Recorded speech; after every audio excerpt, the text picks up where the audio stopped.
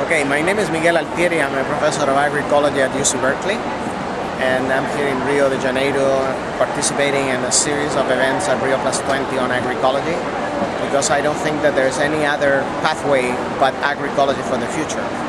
Industrial agriculture was based on assumptions that are not valid anymore. When the Green Revolution started, they thought that there were going to be energy that was cheap and available forever. They thought that climate was going to be stable, that technology was going to solve all the problems. It turns out today we're losing 30% of our crops to pest, despite the fact that we spray more pesticides than 50 years ago.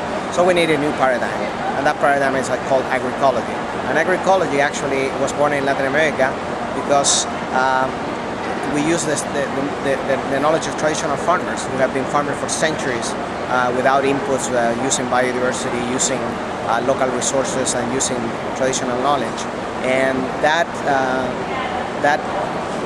line of thought, or the traditional knowledge, is combined with modern scientific, ecological, and social science knowledge to create what agroecology is.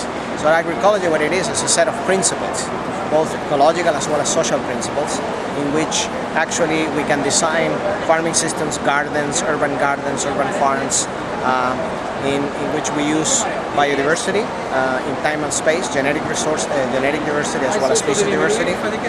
We combine them in a way that they interact, so that the interactions promote processes like biological control, like soil organic matter buildup, like soil nutrient releases and things of that nature. Then when you do that, you basically are mimicking nature. You don't need external inputs. But in order for this to spread, you need social networks. And in Latin America, the way all these innovations have been spreading is through what is called the campesino-campesino movement, the farmer-to-farmer movement, and a horizontal way of exchange of information. But principles more than practices. We're not copying practices because some practices are very locally specific. So we need principles, and the principles of agroecology then take technological forms according to socioeconomic as well as the ecological conditions of each area and each culture. And do you have any thoughts on how agroecology interacts with hunger, or any thoughts on this document that they're coming up with?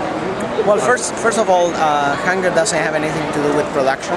Today, people are hungry 1 billion because they are poor and they don't have access to land. There's bad distribution of food. Food is wasted. More than 1.3 billion tons of food are being thrown away, which could feed the whole African continent. So we need to get away from that mindset that hunger and population that's a very Malthusian approach of looking at this equation. But we need to increase production. We need to increase it with small farmers, because already small farmers are feeding 50% of the world. So if we use agroecological methods, we could be totally self-sufficient in food to feed even a population of 9 billion people. I don't have much hopes about this meeting here in Rio, because I think the agenda was already established. It's called the green economy, which is nothing else but green capitalism. Use market-based mechanisms to deal with environmental conditions.